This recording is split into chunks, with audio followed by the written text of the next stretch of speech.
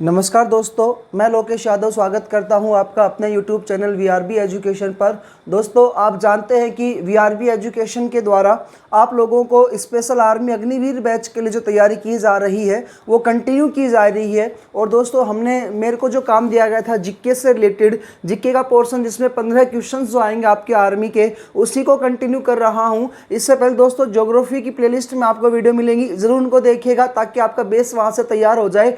क्योंकि हर बार पेपर में ज्योग्राफी के 5 से 7 क्वेश्चंस आते हैं और बहुत सारे बच्चे होते हैं उसमें बहुत सारी मात खाते हैं। भाई प्लीज़ इसको थोड़ा सा ध्यान से देखकर ज्योग्राफी की वीडियोस करिएगा। रही बात हिस्ट्री की, तो हिस्ट्री को मैंने, आप जानते हो, पीछे वाली जो वीडियो अभी तक का, उसमें दोस्तों अभी तक प्राचीन काल का इतिहास कंप्लीट कर दिया। मध्यकाल का इतिहास टॉपिक जो था वो चल रहा था। इसके अंतर्गत हमने पीछे वाली जो वीडियो थी उसमें दोस्तों ऐतिहासिक युद्धों को रिलेटेड एक वीडियो बनाई थी। उस ऐतिहासिक युद्ध जो चैप्टर था दोस्तों, उस चैप्टर के अंतर्गत मैंने अभी तक जितने भी राजपूतों के साथ हमारे युद्ध वगैरह हुए थे, राजपूतों के साथ संघर्ष हुए थे, उस टॉपिक को क्लियर किया था। आज का जो टॉपिक आता है दोस्तों, मुगल वंश के साथ जो युद्ध वगैरह हुए थे वो टॉपिक स्टार्ट कर रहा हूं। लेकिन इससे पीछे वाली जो वीडियो है कंटिन्यू आप उसको जरूर देखिएगा ताकि आपका बेस अच्छे से क्लियर हो जाए। मुगल वंश में भी दोस्तों एक वीडियो हम डाल चुके हैं और वो वीडियो जो आई थी मुगल वंश की, जो आपके आर्मी में आती है, उस वीडियो का नाम था, जिसके अंतर्गत जो युद्ध टॉपिक को अपने देखा था, उसमें आता है बाबर और हुमायूं के टॉपिक को उसमें दोस्तों हमने कंप्लीट कर लिया था। बाबर के बारे में आप जानते हो, पानी पिया, खाना खाया, चाय पी, फिर घर चला गया था। उसके बाद आता है मेन, उसमें हुमायूं आता है जिसको 15 वर्षों तक राज्य से वंचित कर दिया जाता है। ईरान के राजा की सहायता से दोबारा से राजा बनेगा। बिलग्राम चौसा के युद्ध में शेर सूरी उसको हरा देता है। शेरशाह सूरी सूरवंश के यहाँ पर नींव रख देगा। उसके बाद हुमायूं फिर से राजा बना, दीन पना महल से लुढ़कते लुढ़कते मर जाता है। वही टॉपिक से पीछे वाली वीडियो को मैं लेकर के चल रहा हूँ दोस्तों। हुमायूं की जो थी यहाँ पर मृत्यु हो चुकी थी, दोबारा से राजा बना था हुमायूं 1556 में। जब हुमायूं दोस्तों 1556 में राजा बना था, मतलब इसकी 1556 में जब इसकी मृत्यु हुई थी, तो दोस्तों राजा 55 में बना था और मृत्यु हुई थी 1556 में। जब इसकी मृत्यु हुई तो इसका बेटा था अकबर। अकबर दोस्तों दिल्ली में उपस्थित नहीं था उस समय, अकबर गया हुआ था पंजाब। पंजाब में भी दोस्तों स्थान पूछा जाता है, तो पंजाब में भी एक स्थान था गुरदासपुर, और कई बार गुरदासपुर ना मिलकर के वहां पर स्थान आपको अलग भी मिल सकता है। वो स्थान आता है दोस्तों जसोर, या तो पंजाब मिलेगा या जसोर मिलेगा या गुरदासपुर। इस विजय अभियान पर गया हुआ था अकबर। इसका संरक्षक जो था, इसका बॉडीगार्ड कौन था, तो इसके बॉडीगार्ड का नाम आता है दोस्तों बैरम खां। इस बैरम खां के संरक्षण में यहाँ पर यह गया हुआ था। जब मैंने आपको बताया था शेरशाह सूरी का वंशज था, उस शेरशाह सूरी के 2 वंशज थे, जिसमें से एक आता है आदिल शाह। मैं पीछे वाली वीडियो कवर कर दी थी, जरूर उसको देखिएगा आप। हुमायूं जो था, इस हुमायूं की मृत्यु हुई उस समय हुमायूं का एक हमशक्ल होता है दोस्तों, उस हमशक्ल का नाम आता है मुल्ला वैक्सी। तो हुमायूं के हमशक्ल का क्या नाम था? मुल्ला वैक्सी। जब तक अकबर नहीं आता है तब तक इस मुल्ला वैक्सी को अगला उत्तराधिकारी नियुक्त कर दिया गया, ताकि जो लोग हैं ना, वो लोग इस बात का क्या ना कर सके, विरोध ना कर सके। भाई दिल्ली गद्दी खाली हो गई, बेटा है नहीं, बेटा भी 11-12 साल का है, तो कैसे राजगद्दी संभालेंगे। यहाँ पर ये स्थिति आ गई। तो दोस्तों उस समय, अब आपको बताता हूं, एक अफगानी राजा थे शेरशाह सूरी, जो सासाराम बिहार के राजा थे। उन्हीं अफगानी राजा का ही बेटा था, शेरशाह सूरी का बेटा था। शेरशाह सूरी का दोस्तों एक बेटा आता है, उसका नाम आता है आदिल शाह। शेरशाह सूरी के बेटे का क्या नाम था? आदिल शाह। इस आदिल शाह ने दोस्तों अपने एक सेनापति भेजा, उस सेनापति का नाम आता है यहाँ पर हेमू या हेमचंद्र। भाई ये हिंदू व्यक्ति था, हेमू या हेमचंद्र। इसको पता चला दिल्ली की राजगद्दी खाली हो चुकी है, हुमायूं मर चुका है। इसने क्या किया? मुल्ला वैक्सी पर आक्रमण किया, मुल्ला वैक्सी को मार दिया गया। हुमायूं के शासन के बाद अब दिल्ली पर किसका अधिकार हो गया? हेमू या हेमचंद्र का अधिकार हो गया। ये दिल्ली की गद्दी पर बैठने वाला अंतिम हिंदू राजा है। दिल्ली गद्दी पर बैठने वाला अंतिम हिंदू राजा। पहला पूछेगा तो भाई पहले राष्ट्रीय वंश के बारे में पूछा जाता है। पहले राष्ट्रीय वंश का क्या नाम आता है? तो वो आएगा आपका मौर्य वंश, जो चंद्रगुप्त मौर्य का पूरे भारत पर अधिकार करता है। ऐसे एक समय जब आया जिस पूरे भारत का राजा बन चुका है हेमू या हेमचंद्र, ये अंतिम भारत का हिंदू राजा है। पहला हिंदू राजा मौर्य वंश का चंद्रगुप्त मौर्य है दोस्तों, और अंतिम हिंदू राजा कौन आता है यहाँ पर? दिल्ली गद्दी पर बैठने वाला हेमू या हेमचंद्र।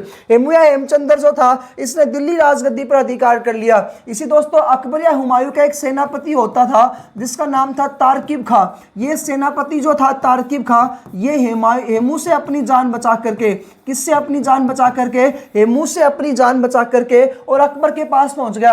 और अकबर के पास पंजाब में जाकर के अकबर को जाकर के बोला कि तुम 12-13 साल के लड़के हो, तुम्हारे पूरे के पूरे दिल्ली सल्तनत को खत्म कर दिया, मुगल वंश को समाप्त कर दिया, और एक हेमू राजा आया है, हेमचंद्र नाम का राजा है, शेरशाह सूरी के वंशज आदिल शाह का सेनापति है, बोले तुम्हारे पूरे के पूरे वंश को उसने समाप्त कर दिया है। जब इसने सुना तो अकबर 12 साल का छोटा सा लड़का डर गया भाई। लेकिन इसका जो बॉडीगार्ड था बैरम खां, इसने साहस बनाया, इसने क्या किया, उसी समय तारकिब खां की गर्दन काट करके इसकी हत्या कर दी। मतलब डरा रहा है बालक को, तो अकबर को यहाँ पर उसने ठाठस बांधा और अकबर को कहा चलो युद्ध करेंगे, और युद्ध में चल करके इस हेमू की हत्या करके और दोबारा से मुगल वंश की नींव रखेंगे। तो मेन व्यक्ति यहाँ पर कौन आता है, संरक्षक बैरम खां। इसी बैरम खां की सहायता से दोबारा से राजगद्दी किसने प्राप्त की थी, हुमायूं ने प्राप्त की थी। बताया था पीछे वाली वीडियो में, ईरान के राजा तैमास शाह की सहायता से इस हुमायूं ने दोबारा से राजगद्दी प्राप्त की। उस समय इसका बॉडी गार्ड कौन होता था, जो यहाँ पर बैरम खां होता था। भाई इंपॉर्टेंट पॉइंट है, बैरम खां को किस नाम से पुकारता था, तो खान बाबा कह करके उसको यहाँ पर पुकारता था। तो थोड़ा थोड़ा कंटिन्यूस वीडियो का आप देखते चलिएगा, अच्छे से आपका बेस क्लियर टॉपिक होता चलेगा। दोस्तों अकबर आया, अकबर अब किसके साथ युद्ध करेगा, हेमू के साथ युद्ध करेगा। युद्ध का नाम कौन सा आएगा, पानीपत का दूसरा युद्ध। अच्छा से याद देखिएगा, पहले पानीपत का प्रथम युद्ध हुआ था, वो पानीपत का प्रथम युद्ध 1526 में हुआ था। ये दोस्तों पानीपत का सेकंड युद्ध है, और पानीपत का दूसरा जो युद्ध होगा ये होगा 1556 में। कब होगा भाई, 1556 में होगा। किसके मध्य होगा, वो पहले वाला बाबर और इब्राहिम लोदी के बीच में हुआ था। यहां पर अकबर और अंतिम हिंदू राजा हेमू या हेमचंद्र के बीच में हुआ। यहां युद्ध तो करेगा बैरम खां। कौन करेगा, अकबर का सेनापति या अकबर का संरक्षक बैरम खां। मेन युद्ध करता तो बैरम खां ही है, लेकिन राजा कौन है, तो राजा क्या आएगा, राजा का नाम आएगा अकबर। तो अकबर के नेतृत्व में पानीपत का दूसरा युद्ध हुआ 1556 में। यह अकबर और हेमू के बीच में हुआ, जिसमें हेमू के पास बड़ी सेना थी। लगभग हेमू इस युद्ध में जीत भी रहा था, लेकिन क्या क्या बैरम खां ने हेमू की आंख में तीर मारी। और भाई यहां पर जैसे हेमू की आंख में तीर लगी, हाथी पर बैठा हुआ हेमू हाथी से नीचे गिर जाता है। इसके मौके का फायदा उठाया बैरम खां ने, उसकी गर्दन पकड़ करके अकबर के पास लेकर के अकबर के हाथ में तलवार दी और वहीं पर इसकी गर्दन काट देता है अकबर। इस प्रकार से पानीपत के दूसरे युद्ध में अकबर ने दोस्तों दोबारा से पुनः मुगल वंश की यहां पर क्या रख दी, नींव रख दी। सबसे पहले मुगल वंश की नींव रखने वाला, तो दोस्तों आप जानते हो पहले सबसे पहले नींव रखी थी बाबर ने, या दोबारा से मुगल वंश की नींव रखी किसने, तो अकबर ने रखी। एक समय ऐसा भी आया था जिसमें मुगल वंश भी दिगमगा गया था। उस समय सासाराम बिहार के राजा हुआ करते थे, शेरशाह सूरी, उसने भी अधिकार कर लिया था। हुमायूं के समय की बात वहां पर थी भाई। तो अकबर पानीपत के दूसरे युद्ध में अकबर ने हेमू को क्या कर दिया, पराजित कर दिया। अब जो इसका मेन नेतृत्व करता है वो कौन है, संरक्षक है बैरम खां। इसी बैरम खां को इसने किस पद दे दिया, इसी को प्रधानमंत्री बना दिया। यानी जैसा बैरम खां कहेगा वैसा अकबर करेगा। 12 वर्ष की आयु का छोटा सा बालक, अनपढ़ बालक है भाई, अनपढ़ अनपढ़ राजा है अकबर। नेक्स्ट पॉइंट बात करते हैं दोस्तों अकबर के समय के बातें। तो अकबर का समय, अकबर के समय की कुछ स्थितियां को देख लेता हूं मैं भाई, ताकि आपको कन्फ्यूजन जो है वो दूर होते चले। एक एक टॉपिक को अच्छे से क्लियर कराऊंगा। अकबर के समय की स्थिति दोस्तों, एक समय ऐसा आया 1556 में राजा बना, और 56 से लेकर के 60 तक, 1556 से लेकर के 1560 तक, फिर 1560 से लेकर के दोस्तों 1562 तक का समय, यानी कि इसको 3 भागों में विभाजित कर देता हूं। और तीसरा आता है 1562 से लेकर के भाई, और लास्ट जब इसकी मृत्यु होती है वहां तक 1605 तक का समय। ये 3 प्रकार के इसके शासनकाल को 3 भागों में मैंने विभाजित कर दिया। एक आया 1556 से 60 का समय, दूसरा है दोस्तों इसमें 60 से लेकर के 62 तक का समय, और तीसरा है 62 से लेकर के और 1605 तक का समय। इस समय को कहा जाता है संरक्षण काल। कौन सा काल कहा जाता है जी, संरक्षण काल कहा जाता है। भाई संरक्षण काल क्यों कहा जाता है, क्योंकि इस अकबर की संरक्षक कौन था, अकबर की रक्षा करने वाला कौन था, तो इसका सेनापति था बैरम खां। इस बैरम खां ने ही 1556 से लेकर के 60 तक अकबर को अपने इशारे पर नचाया। यानी कि मेन नेतृत्वकर्ता कौन आया, अकबर आएगा यहां पर। 60 से लेकर के 62 की स्थिति की बात करते हैं तो दोस्तों इसकी एक धायमा थी, अकबर की धायमा।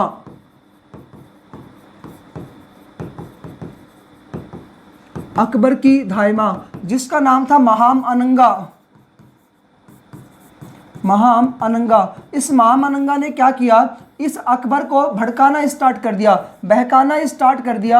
और बहकाया क्या, बोले कि एक समय ऐसा आएगा कि अकबर छोटा सा बालक, 12-13 वर्ष का बालक है, और भाई तेरे दूसरी बात यह है कि अनपढ़ वैसे बालक है, तेरे को किसी राजनीति का कोई लेना देना नहीं है। ये बैरम खां एक दिन ऐसा समय आएगा कि तेरी हत्या कर देगा और खुद को दिल्ली का राजा घोषित कर देगा, पूरे भारत का खुद को राजा घोषित कर देगा। यहाँ पर अकबर जो था पूरे तरीके से बहकाव में आ गया। बैरम खां को कहा कि बैरम खां तू देश निकाला देता हूँ तेरे को, तू गुरु है मेरा, तेरे एक छोटा सा वजीर का पद दे देता हूं, तेरे को मैं कहीं का जागीर वगैरह दे दूंगा। तो ये बोला या तो तेरे को जागीर दे दी जाएगी या तू मक्का मदीना चला जा। तो दोस्तों ये पहुंच जाता है मक्का।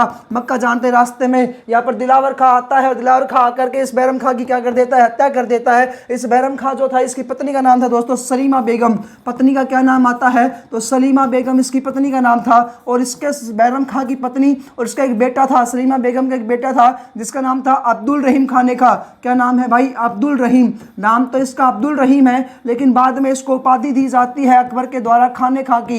ये इसके दरबार में था, नवरत्नों में भी शामिल था अकबर के दरबार का, और दूसरा साथ साथ ये दरबारी कवि भी था। तो सलीमा बेगम अब्दुल रहीम खाने खां को अकबर ने शरण दी। इस सलीमा बेगम से इसने शादी भी कर ली थी। महामनंगा के बहकाव में आकर के संरक्षण काल यहाँ पर समाप्त हो जाता है। महामनंगा को यहाँ पर बहकाव में आ जाता है। यहाँ पर जो इसने महामनंगा के नेतृत्व में जो कार्य किया उसको बोलते हैं दोस्तों हरमकोट की व्यवस्था। कौन सी व्यवस्था कहलाती है ये, हरमकोट। हरमकोट बोलते हैं महिलाओं की शासन व्यवस्था, इसी को बोला जाता है पेटीकोट शासन व्यवस्था। तो वो तो था आपका संरक्षण का काल, और ये कौन सा आ जाएगा आपका भाई, हरमकोट का शासन काल या पेटीकोट का शासन काल। दोस्तों महामनंगा जो थी ये भी अकबर को हटा करके खुद के बेटे को राजा बनाना चाहती थी। इस बात की जानकारी जब अकबर को लगी तो अकबर ने महामनंगा को टाटा बाय बाय कर दिया। उसके बाद दोस्तों इधर का काम समाप्त हुआ। बात यहाँ पे इतनी सी आई कि 1565 में यहाँ पर एक काल आता राजपूतों का काल, या राजपूतों के साथ मिलकर के संधि कर ली गई। यह संरक्षण काल था, ये महामनंगा का या पेटीकोट शासन व्यवस्था थी, ये राजपूतों के साथ की शासन व्यवस्था है। राजपूतों के साथ मिलकर के और राजपूतों का हाथों में हाथ डाल करके चलता था, जिसमें से एक मान सिंह जो इसका सबसे वफादार हुआ करता था, मंत्री नौ रत्नों में शामिल होता था। तो वो कुछ पॉइंट अपन देखेंगे इसमें। बात इतनी सी है दोस्तों, नोट डाल के नीचे लिख देता हूं आपका पॉइंट यहाँ पर। तो 3 प्रकार की शासन व्यवस्था अकबर के समय में थी। कौन कौन सी शासन व्यवस्था थी, एक तो आई संरक्षण काल, दूसरी हरमकोट या पेटीकोट शासन व्यवस्था, और तीसरी आती है राजपूतों के साथ संबंध बढ़ने के बाद अकबर के द्वारा इसकी रणनीतियों में चेंज करना। भाई तो पहला पॉइंट क्या है, नोट डाल के लिखवा देता हूं यहां पर। देखिएगा राजपूत कौन था दोस्तों। एक बार क्या 1560 में अकबर दिल्ली से चला और दिल्ली से चल करके इसको जाना था अजमेर। अजमेर में भाई एक दरगाह आती है, किसकी दरगाह है, तो ख्वाजा मोइनुद्दीन चिश्ती की दरगाह है। यहाँ पर जीरत करने के लिए चला। जीरत बोलते हैं पैदल यात्रा। तो भाई जीरत करने के लिए दिल्ली से चला, और कहां पर जाना था इसको, यह जाना था अजमेर में ख्वाजा जी की दरगाह पर इसको जाना था।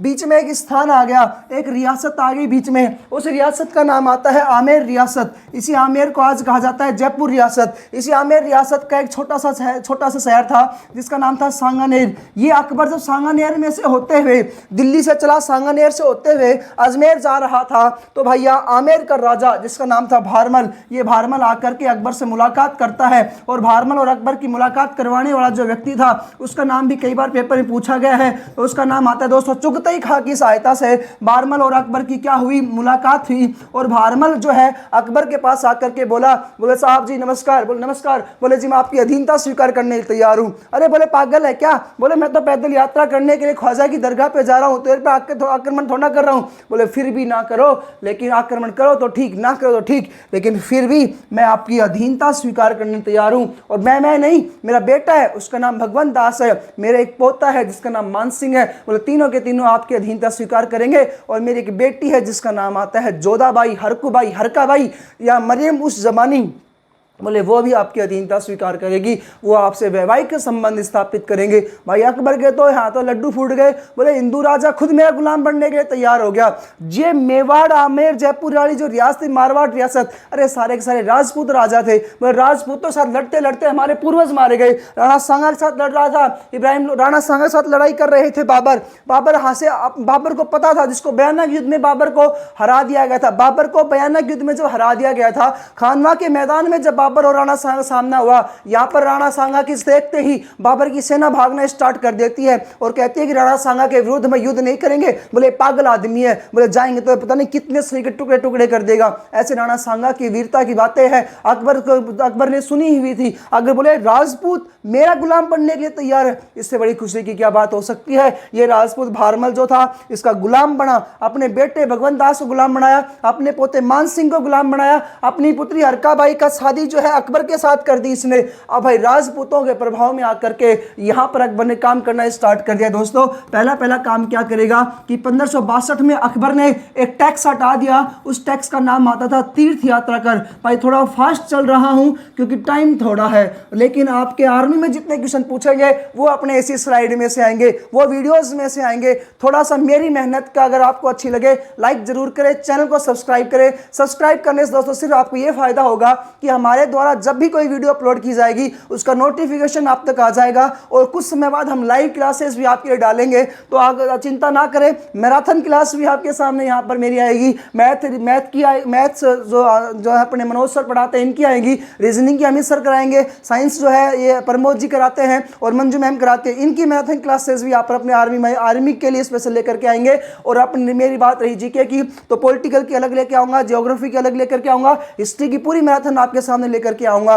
पर थोड़ा सा समय रखिएगा, धीरज रखिएगा, सपोर्ट करिएगा, चैनल को ज्यादा सब्सक्राइब करें, लाइक करें वीडियो को, ताकि हमें भी मोटिवेशन प्राप्त हो और आपसे आपके लिए बेहतर से बेहतर कंटेंट जो होगा उपलब्ध करवा सके। पहला पॉइंट आया राजपूतों के प्रभाव में आकर के अकबर ने 1562 में कहा कि तीर्थ यात्रा कर को माफ करो, यानी कि हिंदुओं से जो टैक्स लिया जाता है ना तीर्थ के नाम का, उसको समाप्त कर दिया गया। उसके बाद दोस्तों दूसरा इसने क्या कहा, राजपूतों के प्रभाव में आकर कहा कि 1563 में यहाँ पर अंग्रेजों जो भारतीय जो होते थे उनको या हिंदुओं को गुलाम बनाया जाता था। यहाँ पर इसने कहा कि दास प्रथा को भी समाप्त कर दो। यहाँ पर इसने क्या कर दिया दोस्तों, दास प्रथा को भी समाप्त कर दिया। दास प्रथा को समाप्त किया किनके प्रभाव में आकर के, राजपूतों के प्रभाव में आकर के। और दोस्तों 1564 में इस अकबर ने एक टैक्स लिया जाता था जो गैर मुसलमानों से होता था। टैक्स या कर लिया जाता था जो किससे लिया जाता था, गैर मुसलमानों से लिया जाता था। उसका नाम था जजिया कर।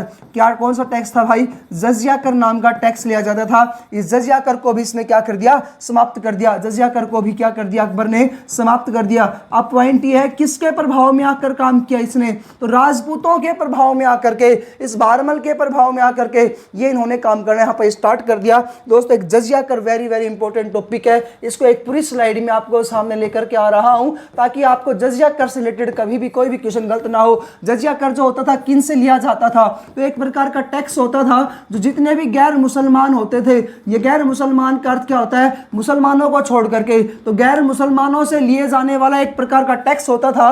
दोस्तों इस जजिया कर की शुरुआत जो हुई थी वो सबसे पहले 713 ईस्वी में की गई थी। और 713 ईस्वी में सिंध प्रांत का एक राजा था जिसको आज पाकिस्तान वगैरह ये प्रांत आते हैं। पाकिस्तान में आप जानते हो भारत में 28 राज्य है, 8 यूटी है, लेकिन पाकिस्तान में अभी केवल 3 ही प्रांत है। उन प्रांतों में एक पंजाब प्रांत आता है, प्रांत बोलते हैं राज्य को, एक पंजाब प्रांत, एक सिंध प्रांत और एक आता है दोस्तों बलूचिस्तान प्रांत। एक प्रांत था जो उसमें भारत का हिस्सा था।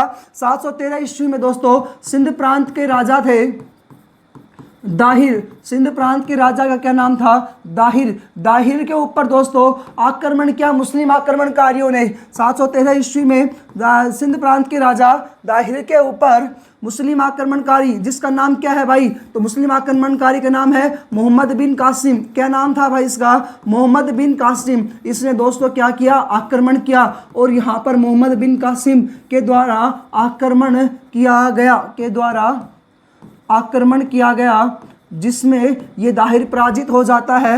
आक्रमण किया गया और कासिम ने, मोहम्मद बिन कासिम ने इसको पराजित करके, मोहम्मद बिन कासिम ने दाहिर को पराजित करके, दाहिर को हरा करके जजिया कर लगा दिया। क्या लगा दिया, जजिया कर लगा दिया। तो जजिया कर किससे लिया जाता था? जो गैर मुसलमान होते थे उनसे लिया जाता था। क्वेश्चन ये पूछेगा सबसे पहले जजिया कर का प्रारंभ कब हुआ? 713 ईस्वी में हुआ। दूसरा क्वेश्चन कहां पर लगाया गया? सिंध प्रांत पर लगाया गया। किसके ऊपर लगाया गया? राजा दाहिर के ऊपर लगाया गया। और दोस्तों किसके द्वारा लगाया गया? तो मोहम्मद बिन कासिम के द्वारा लगाया गया था।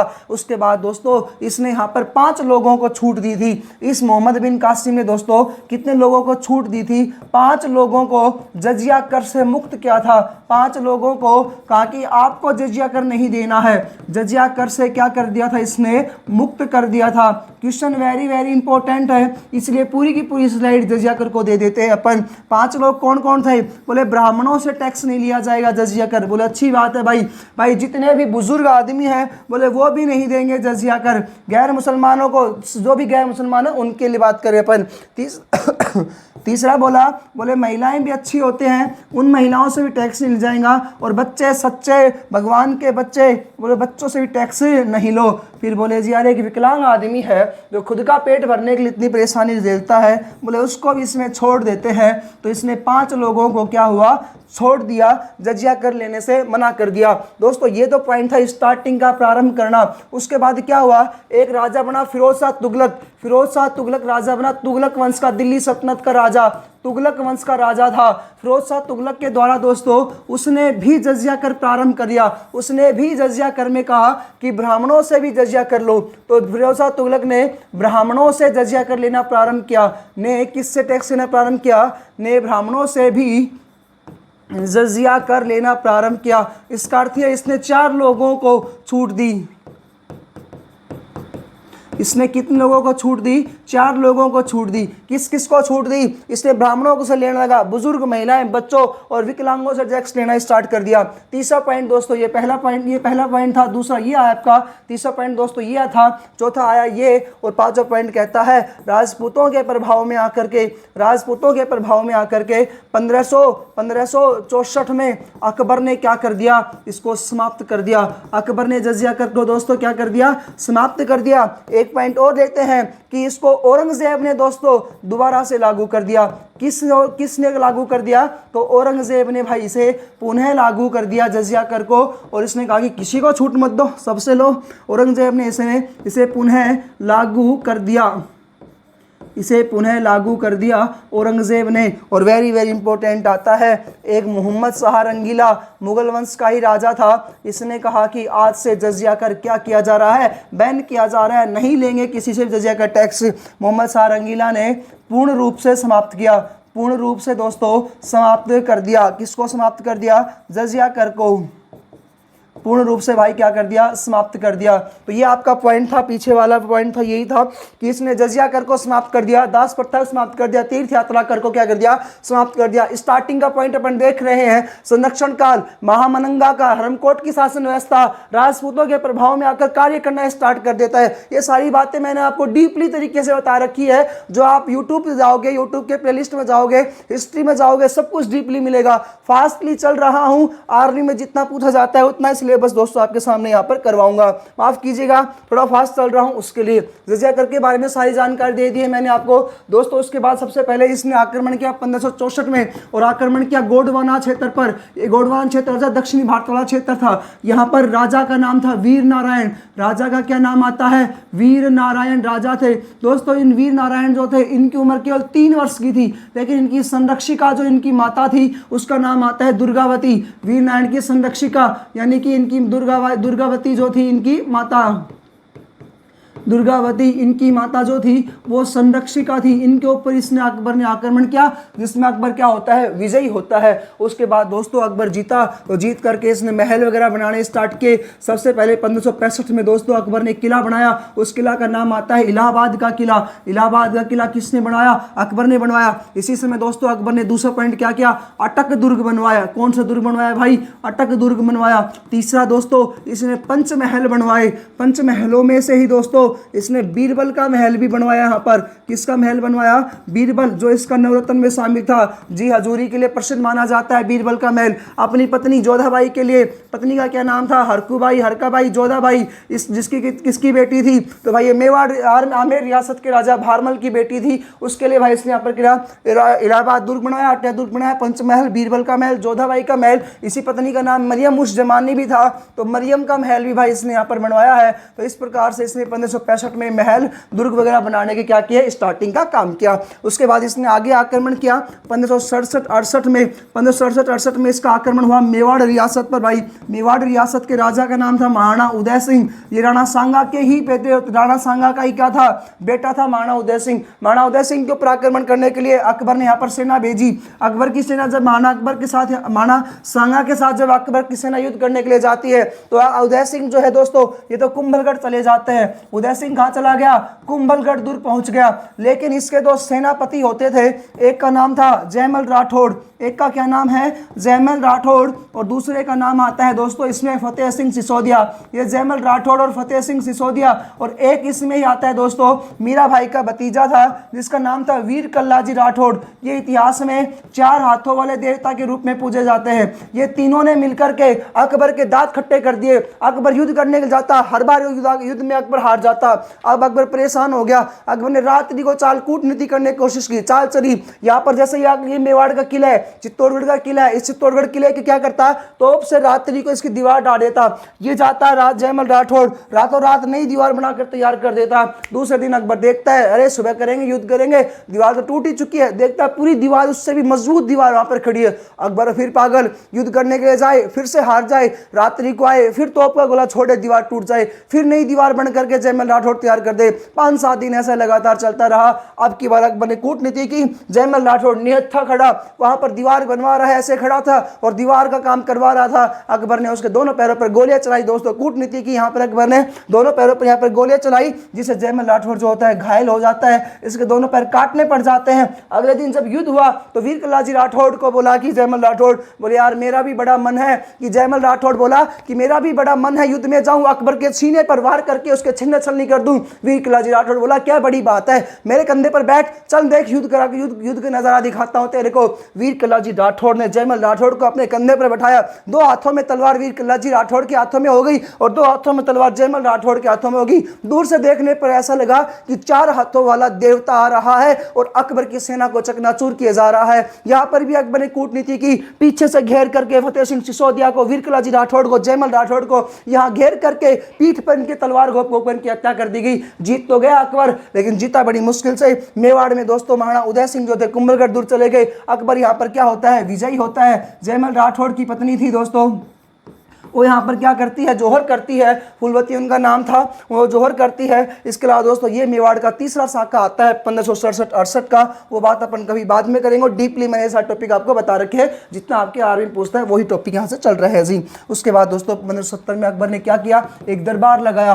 1570 में कौन सा दरबार लगाया? नागौर दरबार लगाया। इस नागौर दरबार लगवाने वाला था इसका ससुर का क्या नाम था? भारमल। भारमल बोला कि आप एक दरबार लगाओ जमाता साहब, और इस दरबार जितनी भी भारत की रियासत है सबको बुलाओ और बुला करके उनको कहो कि मेरी अधीनता स्वीकार करे। जो आपकी अधीनता स्वीकार नहीं करे, बोले उसके साथ युद्ध करो, बात खत्म। नागौर दरबार लगाया भाई अकबर ने। तो अकबर के नागौर दरबार में टोटल भारत की रियासतें यहाँ पर आकर के उसकी अधीनता स्वीकार करने लग जाती है। एकमात्र रियासत जो यहाँ पर अधीनता स्वीकार करने के लिए नहीं आई, एकमात्र वह रियासत जो अधीनता स्वीकार करने के लिए नहीं आई,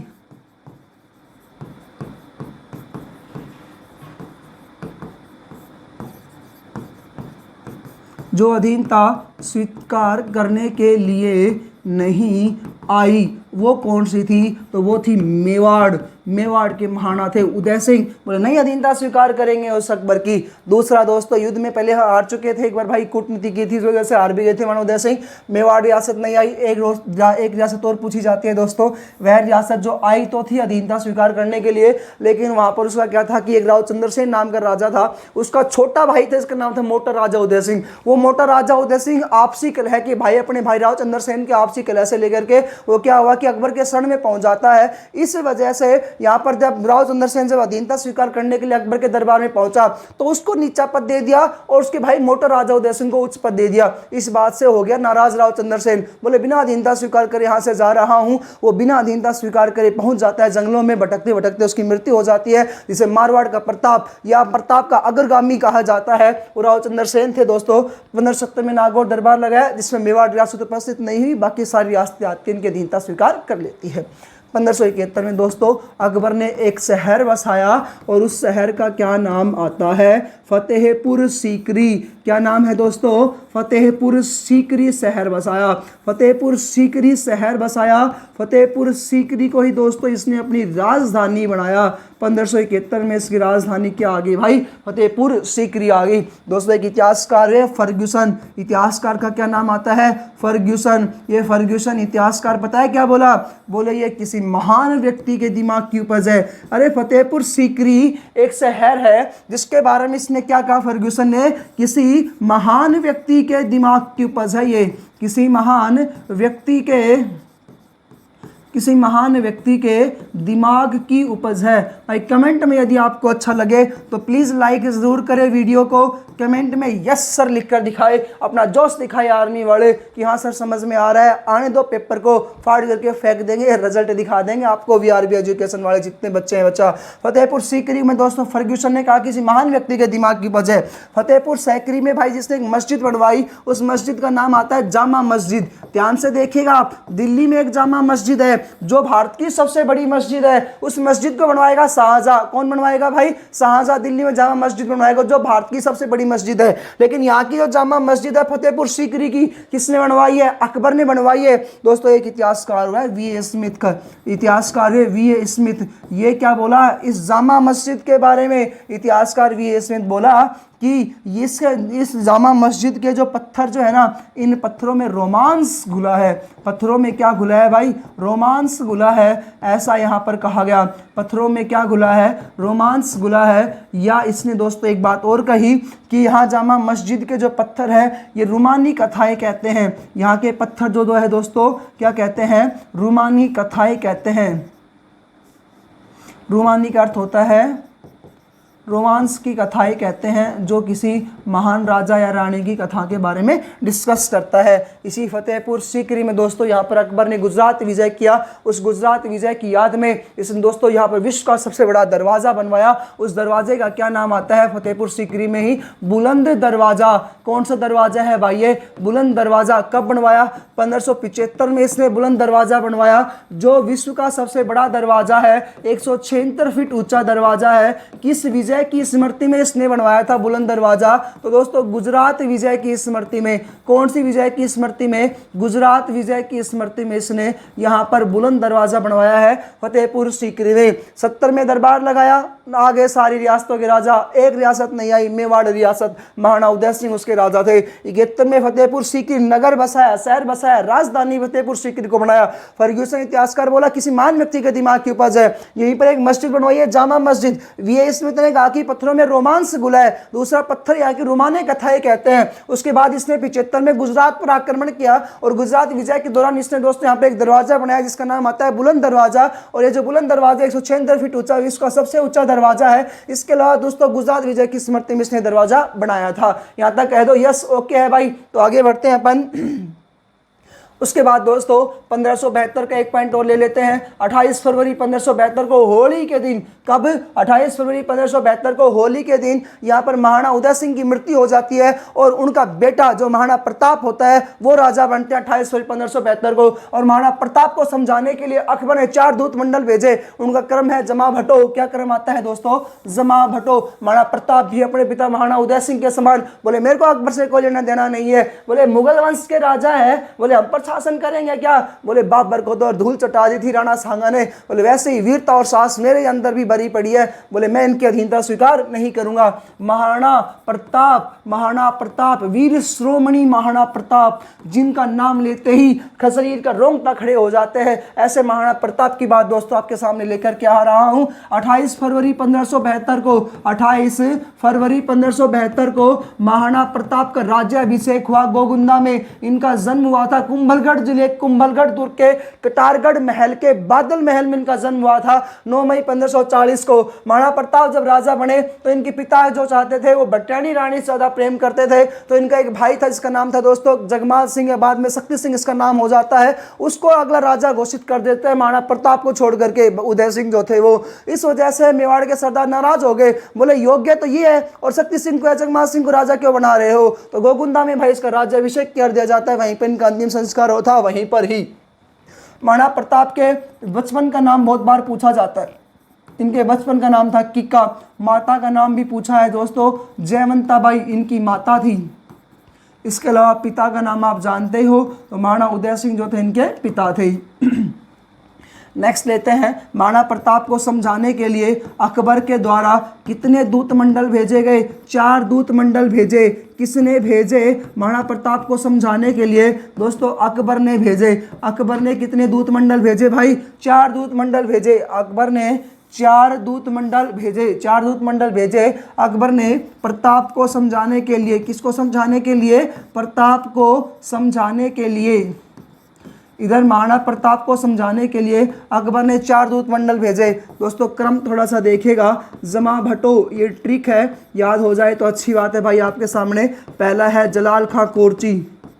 जलाल खां कोरची आया, बोले मिलना ही नहीं है तेरे से मेरे को, तू मुसलमान और मेरे को समझाने के लिए आया है। दूसरा आया मान सिंह, बोले मैं राजपूत हूँ। अरे बोले तेरे जैसे राजपूत बहुत सारे देखे। बोले मान सिंह तो पोता है भारमल का, बेटा है भगवान दास का, तेरी बुआ है जोधाबाई। बोले तुमने तो उनसे वैवाहिक संबंध स्थापित कर लिए, तेरी तो मैं शकल भी नहीं देखूंगा।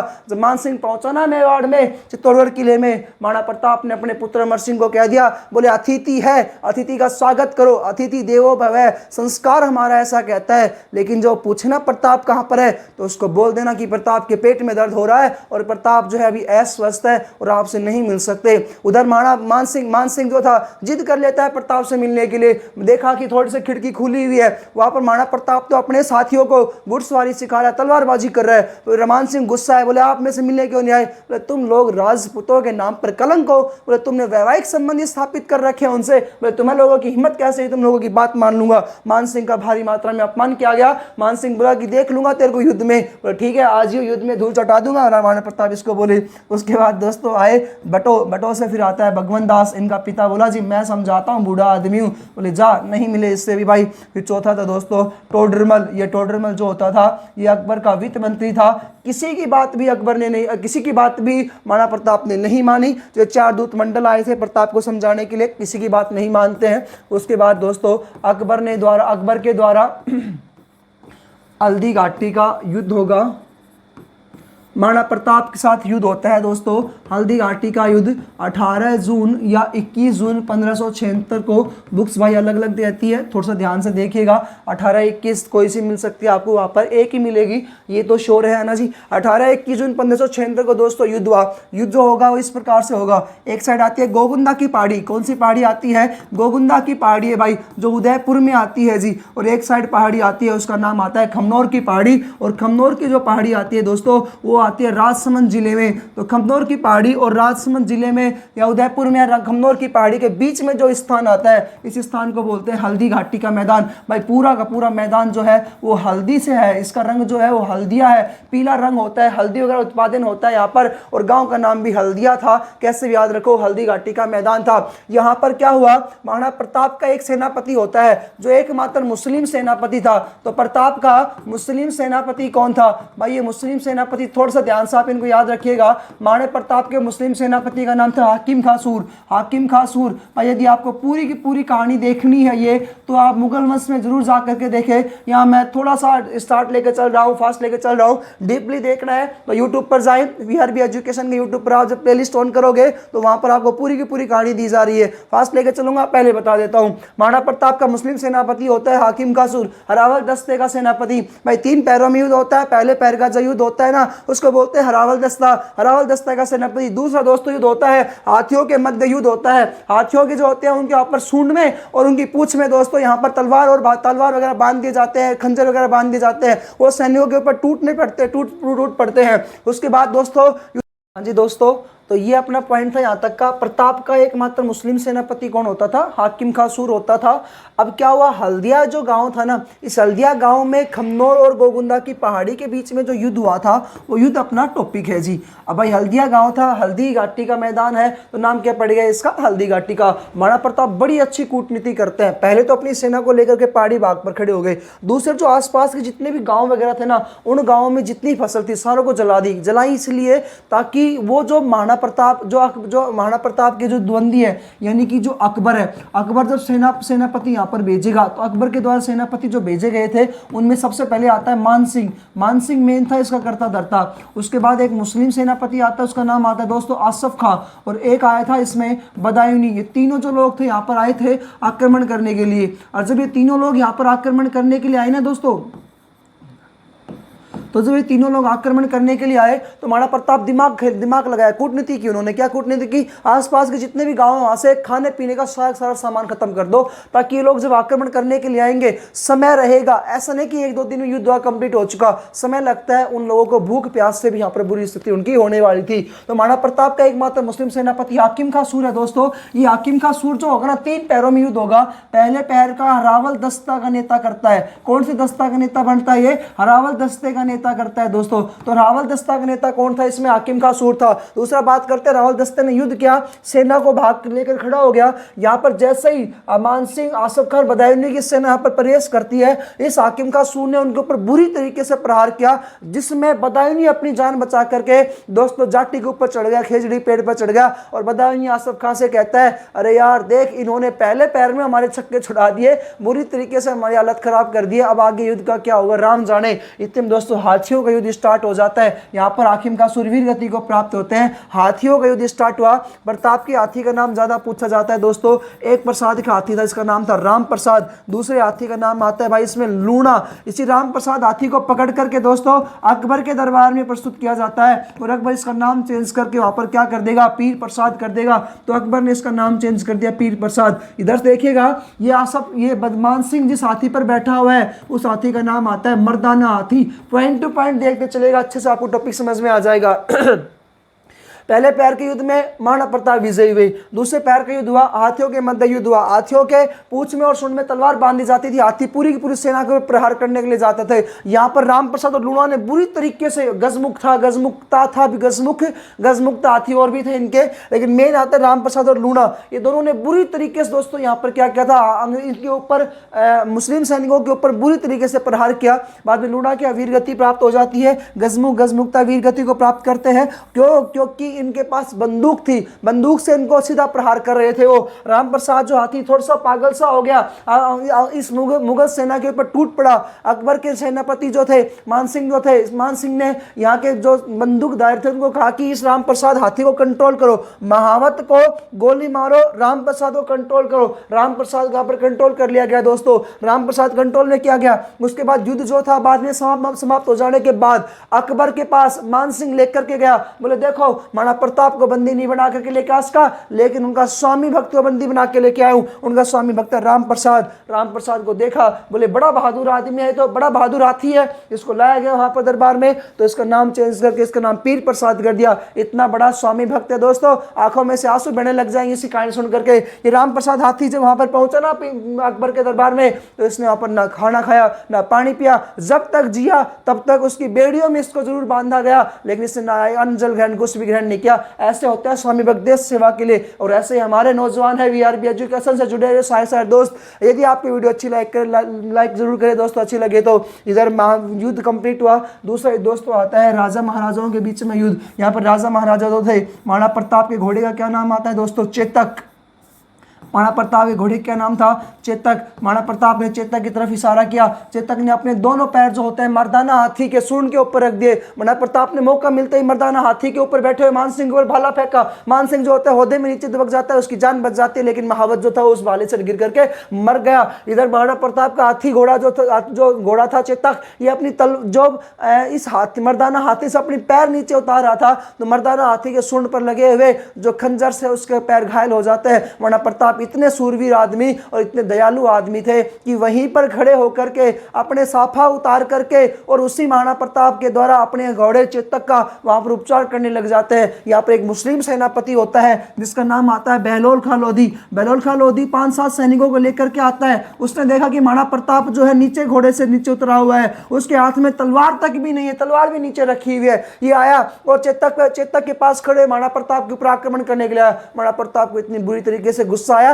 वो अपने चेतक घोड़े के ऊपर बैठते हैं, तलवार हाथ में लेते हैं और इस बहलोल खां लोधी और उस घोड़े पर बैठे हुए बहलोल खां लोधी उसके घोड़े के बीच में से दोस्तों 2 टुकड़े कर देते। इतना गुस्सा इनको उस समय आ रहा था। चेतक घोड़ा घायल हो चुका था। महाराणा प्रताप को हल्दी घाटी के मैदान से बाहर जाना पड़ा। राजा है, राजा राजनीति करेगा, आगे की कूटनीति करने की प्लानिंग की गई। महाराणा प्रताप जो थे यहाँ छोड़कर चले जाते हैं। जाला के मान सिंह महाराणा प्रताप का राज्य चिन्ह धारण करते हैं। चेतक जो दोस्तों एक 36 फीट के नाले को पार करके बलीचा गांव में जाकर वहां पर इसकी मृत्यु हो जाती है और वहीं पर इसका क्या बना हुआ है, स्मारक बना हुआ है बलीचा में चेतक का। उसके बाद दोस्तों महाराणा प्रताप निरंतर युद्ध करते रहते हैं और कुंभलगढ़ और चित्तौड़गढ़ को छोड़ करके संपूर्ण मेवाड़ पर अपना अधिकार कर लेते हैं। इधर 1597 में महाराणा प्रताप की मृत्यु हो जाती है। उनके बाद उनका बेटा राजा बना, इसका नाम था अमर सिंह। और अमर सिंह ने भी भाई कभी भी इसकी अधीनता स्वीकार नहीं की। अमर सिंह ने कभी भी महाराणा प्रताप के बेटे महाराणा अमर सिंह ने भी कभी भी अकबर की अधीनता स्वीकार नहीं की। और 1605 में दोस्तों अकबर की क्या हो जाती है, मृत्यु हो जाती है। 1605 में अकबर की क्या हो जाती है, अकबर की अधीनता स्वीकार नहीं की।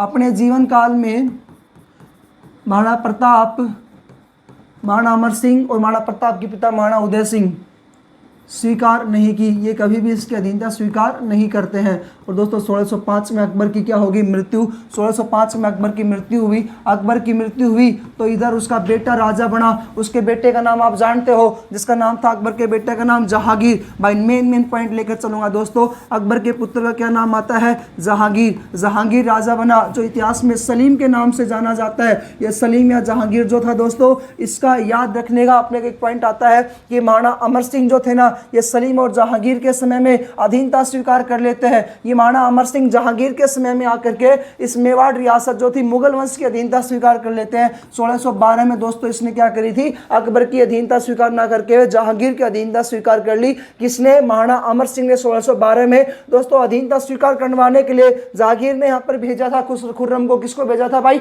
खुर्रम को भेजा था। जो इनका बेटा था इसका नाम था शाहजहां। इतिहास में शाहजहां के नाम से प्रसिद्ध होगा। खुर्रम दोस्तों संधि करवा लाता है। अमर सिंह और महाराणा जहांगीर के बीच में संधि हो गई। इस संधि के तहत महाराणा अमर सिंह जो होता है किसकी अधीनता स्वीकार कर लेते हैं, जहांगीर की अधीनता स्वीकार कर लेते हैं। पहला पॉइंट दोस्तों इनका यही आया। इसे न्यायप्रिय राजा भी कहा जाता है। दोस्तों इसने 30 घंटियों से युक्त एक न्याय रेखा बांधी थी। वो जिस फरियादी को कोई दिक्कत आई मेरे से आराम से आकर के मिल सकता है। दूसरा दोस्तों, ये जो राजा थे ये शराब वगैरह बहुत ज्यादा पीता था, लेकिन इसके समय में एक सबसे ज्यादा विकास हुआ, वो है चित्रकला का। चित्रकला का स्वर्ण काल कहलाता है इसका समय। किसका स्वर्ण काल कहलाता है, तो चित्रकला का स्वर्ण काल कहा जाता है। किसका समय कहलाता है दोस्तों, जहांगीर का काल चित्रकला का स्वर्ण काल कहलाता है। जहांगीर का एक पुत्र था, उस पुत्र का नाम था खुसरो। ये मानबाई का पुत्र था, जो इतिहास में जगत गुसाई के नाम से भी प्रसिद्ध हुई है। ये आमेर की राजकुमारी मानबाई थी, जो भगवंत दास की बेटी थी, मान सिंह की बहन थी। ये खुसरो जो था, इसका मानबाई का पुत्र था खुसरो और जहांगीर का पुत्र। ये खुसरो जो होता है ना, ये भाई अपने ही पिता को बंदी बना करके, अपने पिता के विरोध में करके यहाँ पर अपने आप को अगला दिल्ली का राजा घोषित करने की प्लानिंग करता है। और ये खुसरो भाग करके पहुंच गया गुरु अर्जुन देव के पास। ये सिखों के पांचवें गुरु का क्या नाम आता है दोस्तों, गुरु अर्जुन देव के पास पहुंच गया। और गुरु अर्जुन देव के पास गए तो गुरु अर्जुन देव ने इसको क्या कहा कि आप ही अगले राजा बनो, ऐसा मैं आपको आशीर्वाद देता हूं। इस बात की खबर जब जहांगीर को लगी तो जहांगीर ने गुरु अर्जुन देव को दोस्तों यहाँ पर फांसी दे दी, इनकी यहाँ पर हत्या करवा दी। वेरी वेरी इंपॉर्टेंट पॉइंट आता है यहाँ पर। 1615 ईस्वी में इसने मेवाड़ को अपने अधीन किया। न्यायप्रिय राजा था। इसके अलावा दोस्तों ये शराब वगैरह में बिल्कुल ही चित रहता था। सलीम अनारकली वाली कहानी जो आता आपने सुनी भी होगा, यदि नहीं भी सुनी है तो आप वीडियो में प्लेलिस्ट में जाकर आप देखोगे तो आपको इसमें मिल जाएगा। इसके अलावा दोस्तों जहांगीर जो था, इस जहांगीर ने एक शादी की थी जिसका अफगानिस्तान का एक राजा था जिसका नाम था अली कुली खां, उसको हरा करके उसकी पत्नी के साथ शादी की थी। उसका नाम था मेहरू निसा। क्या नाम आता है भाई, मेहरू निसा। और यही मेहरू निसा जो थी दोस्तों बाद में नूरजहां के नाम से भी प्रसिद्ध होती है। और नूरजहां दोस्तों एक जुनता गुट बना लेती है और इसी मेहरुनिसा नूरजहां ने ही दोस्तों ईस्ट इंडिया कंपनी को भारत में व्यापार करने का क्या दे दिया गया, अधिकार दिया। EIC जो थी अंग्रेजों का एक कंपनी थी, EIC कंपनी को व्यापार करने का अधिकार किसके द्वारा दिया गया था, तो यहाँ पर जहांगीर के द्वारा दिया गया था। किसकी सहायता से मिला था ईस्ट इंडिया कंपनी को, नूरजहां की सहायता से मिला था। आगे टॉपिक आएगा अंग्रेजों का भारत में, उसमें अच्छे से आपको समझा दूंगा। इतना आपको जहांगीर से याद रखना है दोस्तों। जहांगीर के बाद अगले राजा बनते हैं शाहजहां, जो इतिहास में खुर्रम के नाम से प्रसिद्ध होते हैं। शाहजहां जो थे दोस्तों, इन शाहजहां के द्वारा अपने पिता जो थे, पिता का नाम क्या आता है तो आप जानते हो, पिता का नाम आता है भाई इनका जहांगीर। दोस्तों शाहजहां के इंपॉर्टेंट पॉइंट देख लेते हैं। इधर स्थापत्य कला, जहांगीर जो था उसका बेटा आता है शाहजहां। शाहजहां का काल जो होता है दोस्तों स्थापत्य कला का स्वर्ण काल कहलाता है। तो मुगल वंश में स्थापत्य कला का स्वर्ण काल किसका समय आता है, तो शाहजहां का समय का आता है। इधर बात की थी हमने जहांगीर का काल, जहांगीर का काल चित्रकला का स्वर्ण काल कहलाता है। दोस्तों एक बार अकबर को और थोड़ा सा एक पॉइंट वहां पर छूट गया था। अकबर जो था दोस्तों, इस अकबर का एक यहाँ पर धर्म बता देता हूँ, दीन ए इलाही धर्म चलाया था इसने। इसको थोड़ा सा यहाँ पर कर लेते हैं कवर, ताकि बाद में दिक्कत ना आए। अकबर आ जाए भाई, अकबर, हाँ जी ये रहा अकबर। अकबर ने दोस्तों 1582 में एक संवत चलाया, इलाही एक धर्म चलाया जिसका नाम था दीन ए इलाही धर्म। इसने कहा कि मैं ही भगवान हूँ। 1585 में एक संवत चलाया, उस संवत का नाम आता है इलाही संवत। भाई इसने कहा कि सारे धर्मों को मिलाकर के एक धर्म बना दो, वो होगा दीन ए इलाही धर्म। और इसमें दोस्तों कुल मानने वाले बहुत सारे लोग गए थे, इसमें से एकमात्र हिंदू राजा था जिसका नाम आएगा बीरबल। अच्छा टॉपिक पे आते हैं अपने पे।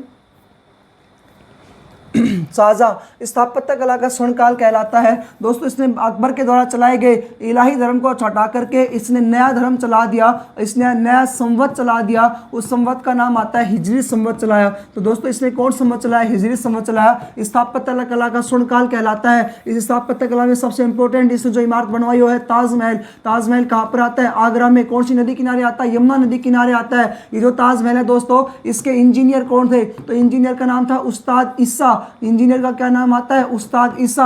और दोस्तों यदि आपसे क्वेश्चन पूछे इसके वास्तुकार कौन थे, तो वास्तुकार का जो नाम आएगा भाई वो आएगा उस्ताद अहमद लाहौरी। उस्ताद अहमद लाहौरी ये इसके थे वास्तुकार, और ईसा कौन थे, इसके इंजीनियर थे। ये इस ताजमहल जो थे अपनी पत्नी अर्जुबंद बानो बेगम के या मुमताज महल की याद में इनके द्वारा बनवाया गया था। इसके अलावा दोस्तों बात करते हैं, एक तो इन्होंने ताजमहल बनवाया स्थापत्य कला के दौरान। दूसरा दोस्तों बात करते हैं दिल्ली में सबसे बड़ी मस्जिद बनवाई, जिस मस्जिद का नाम आता है जामा मस्जिद। भारत की सबसे बड़ी मस्जिद कौन सी आती है भाई, तो दिल्ली में स्थित सबसे बड़ी मस्जिद आती है भारत में, वो है जामा मस्जिद। अभी हमने फतेहपुर सीकरी में जामा मस्जिद की बात की थी, जिसको V.A. स्मिथ ने कहा था कि इसके पत्थरों में रोमांस घुला है, रोमानी कथाएं कहते हैं। वो कौन सा आया था, तो वो आई थी फतेहपुर सीकरी, यूपी की थी भाई, ठीक है। अगले बात करते हैं दिल्ली का लाल किला किसने बनवाया, शाहजहां ने बनवाया। और एक आगरा में मोती मस्जिद भी किसने बनवाई थी, शाहजहां ने ही बनवाई थी। आगरा की मोती मस्जिद भाई, आगरा में मोती मस्जिद किसने बनवाई, शाहजहां ने बनवाई। लेकिन किससे पूछे दिल्ली की मोती मस्जिद किसने बनवाई, तो आंसर आएगा वहां पर औरंगजेब आएगा। और चौथा दोस्त इसमें बात करते हैं अपन, यहाँ पर इसने एक बनाई जामा मस्जिद, एक बनाई मोती मस्जिद, और एक बनाया दिल्ली का लाल किला।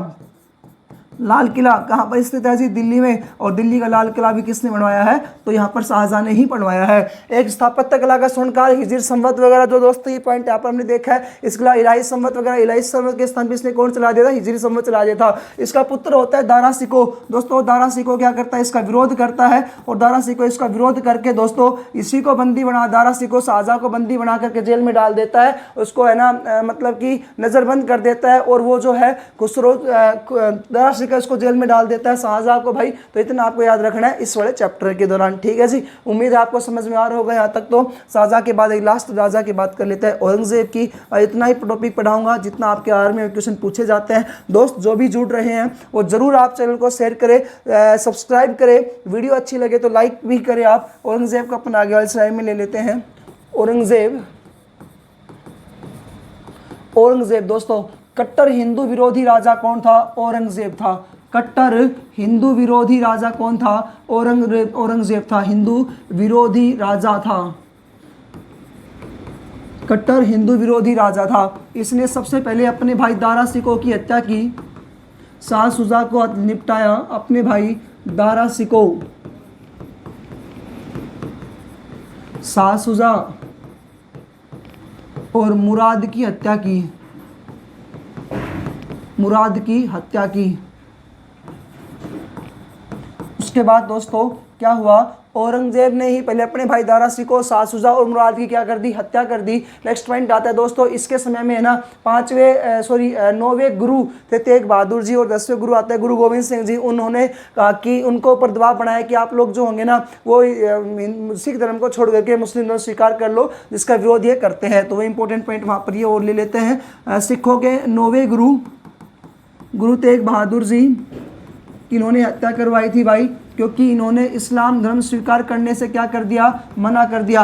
उसके बाद बात करते हैं 10वें गुरु थे गुरु गोविंद सिंह जी भाई। अब गुरु गोविंद सिंह जी को तो पकड़ नहीं पाई अंग्रेज, ये मुसलमान लोग। तो भाई गुरु गोविंद सिंह जी जो थे, इनके 4 पुत्र थे, 4 शहजादे, उनमें से 2 शहजादे तो वीर गति को प्राप्त हो जाते हैं औरंगजेब के साथ युद्ध करते करते, और 2 शहजादे थे, एक का नाम था जोरावर सिंह और एक का नाम आता है फतेह सिंह। उन दोनों को यहाँ पर इन्होंने क्या किया, जोरावर सिंह और फतेह सिंह को दोस्तों दीवार में जिंदा चुनवा दिया था इसके द्वारा। ये औरंगजेब जो था ये कट्टर विरोधी राजा था, सिर्फ मुस्लिम या इसने सिर्फ मुस्लिम धर्म को आगे बढ़ाना चाहता था। ये शरीयत का कानून जो होता है वो लागू करना चाहता है और गैर मुसलमानों पर टैक्स लगा देता है। कौन सा टैक्स लगाएगा, जजिया कर दोबारा से क्या करता है दोस्तों, ये लगा देता है। आपके पेपर में ज्यादा इंपॉर्टेंट क्वेश्चन है वही लेकर के चल रहा हूं दोस्तों। इसकी पत्नी का जो नाम था वो था दिलरास बानो। इसकी पत्नी का क्या नाम आता है, दिलरास बानो, दिलरास बानो। इस दिलरास बानो की याद में दोस्तों इसने औरंगाबाद महाराष्ट्र में, कहाँ पर, औरंगाबाद, ये महाराष्ट्र में स्थान आता है। यहाँ पर भाई एक मकबरा बनवाया है, जिस मकबरे का नाम आता है, इस मकबरे का नाम है जी बीबी का मकबरा। क्या नाम आता है, बीबी का मकबरा। भाई इसे कहा जाता है ताजमहल की घटिया नकल। इसे क्या बोलेंगे अपन, ताजमहल की घटिया नकल, इसे कहा जाता है ताजमहल की घटिया नकल। इंपॉर्टेंट आता है गुरु तेग बहादुर जी का, गुरु गोविंद सिंह जी का, औरंगाबाद में बना हुआ बीबी के मकबरे को लेकर दोस्तों आपने क्वेश्चन पूछा है। एक सबसे इंपॉर्टेंट और देख लेते हैं, औरंगजेब सौदा था दोस्तों, इसके समय में यहाँ पर एक संधि हुई थी, वो वेरी वेरी इंपॉर्टेंट आती है, यहाँ लिख देता हूँ। मराठा सरदार थे शिवाजी, शिवाजी को दोस्तों शिवाजी को अपना गुलाम बनाने के लिए, या इसने मिर्जा राजा जय सिंह एक नाम के जयपुर के राजा हुए थे, या जय सिंह फर्स्ट लिख सकते हैं। शिवाजी और जय सिंह फर्स्ट के बीच में, जयपुर के राजा थे, इन दोनों के बीच में दोस्तों एक संधि होती है। उस संधि का नाम आता है पुरंदर की संधि। ये पुरंदर की संधि के दौरान दोस्तों शिवाजी ने क्या किया, इससे औरंगजेब की अधीनता स्वीकार कर ली और इसके पास जितने किले थे उसमें से 23 किले इसने औरंगजेब को दे दिए। बाद में शिवाजी को जेल में डाल देता है और शिवाजी यहाँ से क्या हो जाता है, फरार हो जाते हैं और निरंतर इस औरंगजेब का विरोध करते हैं। जिनका बेटा भी, शिवाजी का बेटा भी संभाजी भोसले भी क्या करते हैं, इसका निरंतर विरोध करते हैं। दोस्तों ये टॉपिक था आपका मुगल वंश का हिस्ट्री के लिए। जो भी बच्चे आर्मी की तैयारी कर रहे हैं, मैंने पूरा का पूरा कोशिश किया है, पूरा का पूरा निचोड़ आपके सामने लेकर के आया हूं। थोड़ा सा ध्यान से देखोगे मेरे बच्चा, आराम से आप टॉपिक को क्लियर कर लोगे। थोड़ा सा आप इनको देखते चलेगा, आर्मी में जितने भी क्वेश्चंस बनेंगे आपके इन्हीं स्लाइड में से मिलेंगे, इसी वीडियो में से मिलेंगे। यदि वीडियो अच्छी लगे तो लाइक करें, चैनल को सब्सक्राइब करें। मिलते हैं दोस्तों अन्य वीडियो में। जय हिंद, जय भारत।